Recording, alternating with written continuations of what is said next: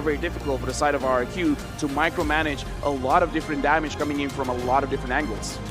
Oh man, all right, let's see here. For you, Leo, I want to ask the same question, but for Blacklist International. Yeah, I have full trust that the Estes will carry quite a bit of the early game into the mid, where we'll start to see Edward spike up.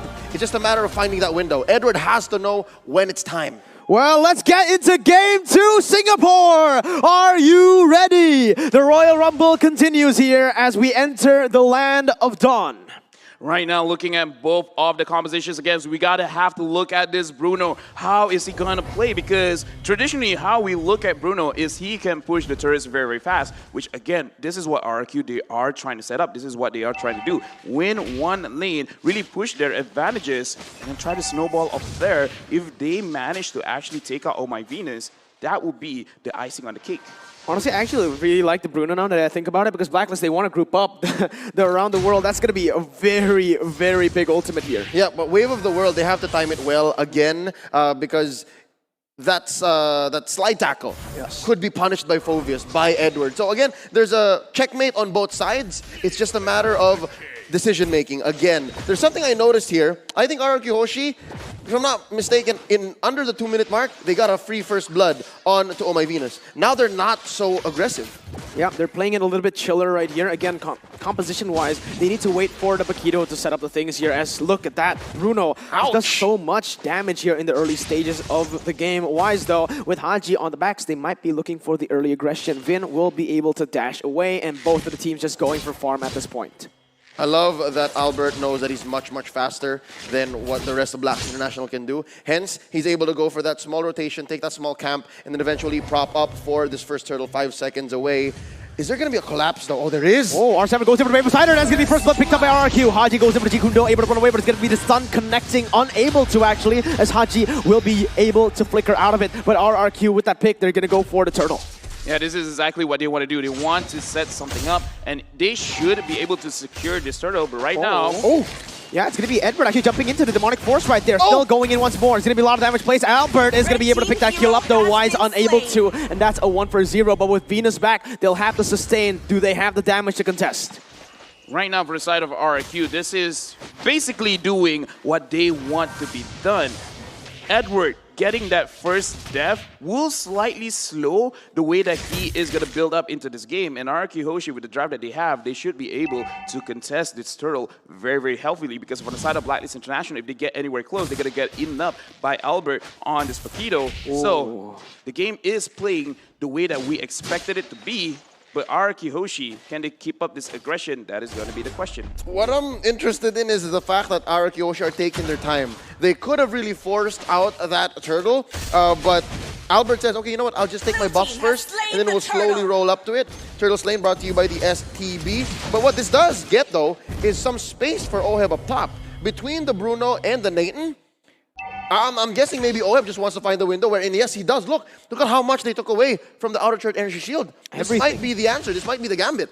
Yeah, it might be. And Haji now going for Vin right there. Still an understanding that they may have no follow-up at this point of the game. Wise does not deal that much damage to be able to one-shot a Ruby. But RRQ controlling the pace of the game. Very good response from Blacklist. We'll see how it continues here, entering the 4th minute of the game.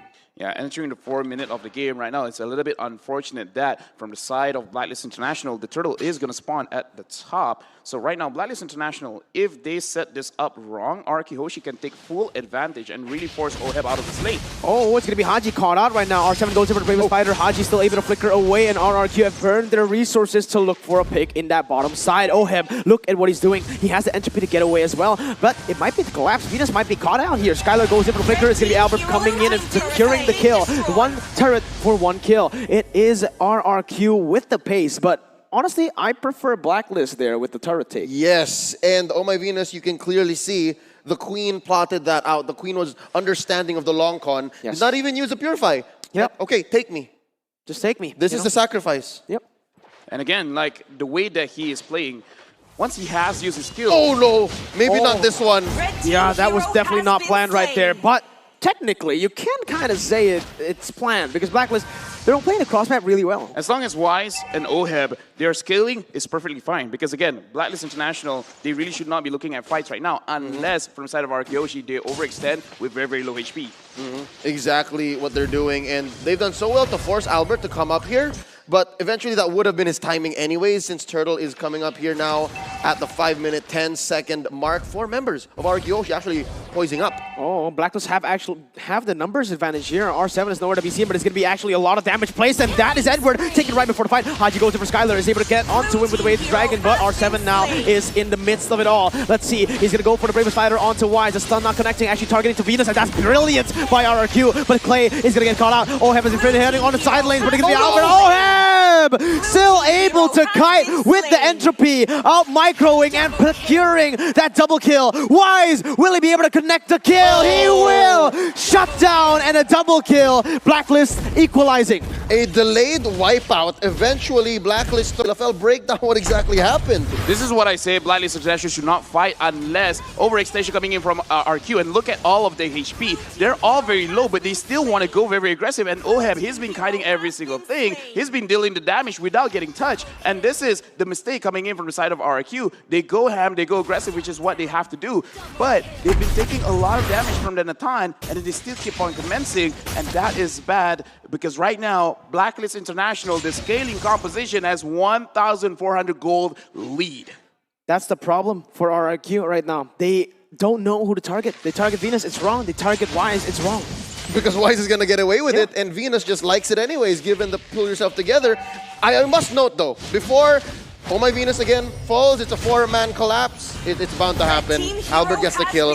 I must commend how R7 actually entered that team fight. The Relentless one using the maximum range of his whole kit on the Bravest Fighter. If there was a better follow-up, that would have been devastating for Blacklist. Could have been a wipeout for them. I would say that was a good initiative. Right now, Vin is engaging. Wait a minute, it's going to be Wise taken down actually. The shutdown coming in for Albert as he pushes Haji back to the team. A lot of damage has been placed. Edward going for the Demonic Force on the Skylar right now. It's a lot of damage already. Vin, why is he dashing? He's going to be punished for that. It's going to be Edward targeted right now. Albert's still able to dash. It's going to be Edward. Oh! Haji goes over the way of the Dragon. Going to be connected, and that's going to be the kill picked up. Edward in the 1v3 is going to be able to outplay RRQ. A 1-for-1 right now, but a beautiful team fight orchestrated by Blacklist. This is why I said from the side of Blacklist, it's so good to take the Phobias because again, Vin, he doesn't want to do it, but he will eventually proc Edward to let him use his demonic force. And right now, Blacklist International, Edward's having such an easy time. He's just spamming his ult. It's bound to happen because again, it's the Ruby picked up in the first phase. That Phobius came in clutch. Last pick, Phobius. Beautiful. 3,000 gold lead right now. Blacklist are trying to suffocate their opponents, and Haji, this man right here, he got caught a few times, but by a few times I mean one time, but that way of the Dragon in that fight, that secured the team fight for them. Yeah, and I like how Oh My Venus is just being a walking vision and just like, yeah, Oheb, you just stay, do what you want to do. I'm going to be here. They're going to attack me first. They're going to have a lot of time to run away with Entropy. And right now, Blacklist International, 3,000 gold up. They can actually take this turtle fight, but it is also an opportunity for RRQ to come back. Yep, in this whole scramble, the fact that they're trading left and right, it's good for Blacklist, but now they're waiting to happen. There's a Demonic Force. Yeah, Demonic Force onto Vin right now. He can't go anywhere. It's going to be Skylar targeted. The turtle has been taken away. Flame Shot being used to proc another Demonic Force once again onto the backside. But now for the airstrike, actually able to deal some damage. Albert going in, R7 goes to the backside. Bravest Fighter has been popped without damage, has been placed onto him. Albert going for the knock-on back onto 2 members. RRQ needs to disengage right here. Oheb, he jumps all the way under the turret, and Wise picks up the kill. Beautiful arrow, beautiful execution by the Filipino champs. Just the right amount of aggression and overcommitment without a punish on the swing back. It's just the differences between how they fight, and right now they're fighting again. Oh, but look at that. Albert going for the knockout strike again onto Haji and Venus. Oheb still able to proc the entropy. For the airstrike being used, Venus is still able to run away, but not for long. Clay picks up the kill, and RRQ are still in the game. They might be, I think they are going to get outscaled though. No, again, looking at how they play, this shows the level of thought that they put in terms of the team fight. RRQ going in full ham. They just want to deal as much damage as they can on the right targets. But look at how Blacklist International play. This is why I say the way that they execute their team fights, they want to outlast, they want to out-sustain. Look at how they kite all the damage. Look at how much healing Oh My Venus is giving to the team. This is a clash of styles, and Blacklist International is showing that their style, as of right now, is superior. Oh, but wait a minute, R7. Oh, Never mind. Very beautifully, very beautiful. To build up on that, the sustain by Blacklist International, it's not even their prime form yet. A lot of these team fights, Oh My Venus would die in the first 2 or 3 moves, right? So what if they're able to keep the queen alive? I'm starting to think, is this the right way? Should Oh My Venus actually play the lightning rod early on or try to stay alive? Maybe for the first 10 minutes. Die, and then eventually you go for inevitability. Yeah, also though, I want to put my put everyone's attention onto Wise right now. There's a lot of hate actually for this man in the chat previously on the BTK game because he's one-dimensional. He can only play, he's a weak link in the team.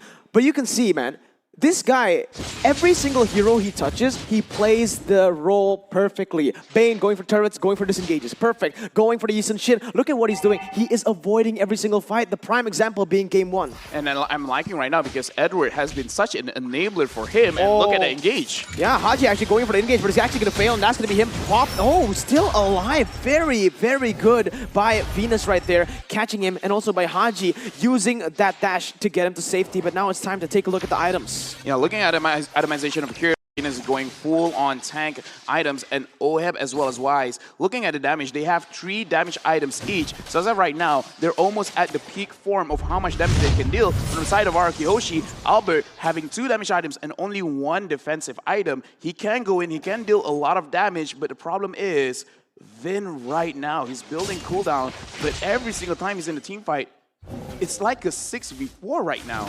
Vin is betraying his own team with no choice being on his own hands. Yep. The pull actually is a lot more of a liability sometimes, and that's what's allowing these trades. Guys. Not even mention how the demonic force is gonna happen. Now it pops off. Yeah, Vin goes in for the I'm offended onto 2 members right now, but the fight is gonna be very, very slow. Demonic force to the backside. Edward's gonna be targeted right now. He's not gonna be able to die though. Vin is gonna proc another demonic force, but it's actually a bait. Edward, what is this? He survives that, and the killing spree by Oheb. Oh my god! Blacklist are outclassing RRQ. But honestly, look at Wise, 11 minutes in, 15, level 15. Okay, yes, outclassing made the better decisions, but just the same, sometimes you gotta say, that's what the hero does. Yeah, it's a brain dead. I'm just like, I'm gonna press one button over and over again, and you won't kill me? Probably. Because again, looking at both of these teams, Blacklist International, again, they're scaling calm, they have the advantage, so yeah, even if Edward dies, it's fine. And this is what I want to say, Game 1 and Game 2, Edward has been enabling Wise looking so strong right now, just because Edward is forcing RRQ to do everything that they can to take this man down, and when everyone's looking at Edward, no one is looking at Wise and Oheb. Both of these heroes dealing massive damage coming in from the backline, and again, both of them having 3 damage items. They're gonna hurt a lot. At this point right now, 5,000 gold lead, about to be 6K as they control the entire map. Differences is from the first game is that RRQ, they don't have a good high ground. Other than that Forza, no one really can clear the waves as fast. Well, you can do it the old-fashioned way and attack it with Skylar, right? It'll take a little longer, but that's one duty. That's one role, responsibility that you're giving to Skylar, who should be shredding through heroes, not minions. Oh, let's see right now. Blacklist International already planning for something. Haji going in with the conceal. It is going to be RRQ zoned away from the inhibitor turret. RRQ nowhere to go. Blacklist International pick up the inhibitor. Now they are just trying to defend. But at this point, once again, Blacklist will be the ones controlling, and RRQ, their defense isn't as good as Game 1. Yeah, and we also have to look at RRQ. They have a lot of flickers on their hands, even Skylar. So right now, again, Blacklist International, they're kind of losing to this Phobius pick, where again, he doesn't have to do a lot of damage. He just has to be annoying. And we see that even if he gets low, the heal coming in from Oh My Venus, it doesn't even have to be a huge heal. You just have to give enough time for him to proc his Demonic Force. And RRQ, what can he do? Oh my god, Edward jumps in all the way to the base right now, but it's going to be Haji going for the win. Wade Dragon connecting with the flicker as well, for the airstrike being able to dash away, zoning Oheb. But man, 1,000 gold lead. They're controlling the game, even though like it seemed close in that team fight. The health bars were going low. The kills didn't happen for RRQ, and Venus can just heal everyone back up. Yeah, we keep talking about how Edward is doing so much for this lineup on Blacklist. Quick bit. The name Edward actually means Guardian of Fortune. He's guarding everyone, man. Oh, look at that. Haji going for the Jikundo with the Dragon connection on R7. The damage follow-up coming through as well. It's going to be a big stop. And Blacklist are looking for! They collapse! Onward! What the heck? He dives the base, and it will all be worth it because Blacklist picks Game 2 up. And that is match point for MPL Royalty, the Queen, and folks. I am honestly shocked, but just the same, putting my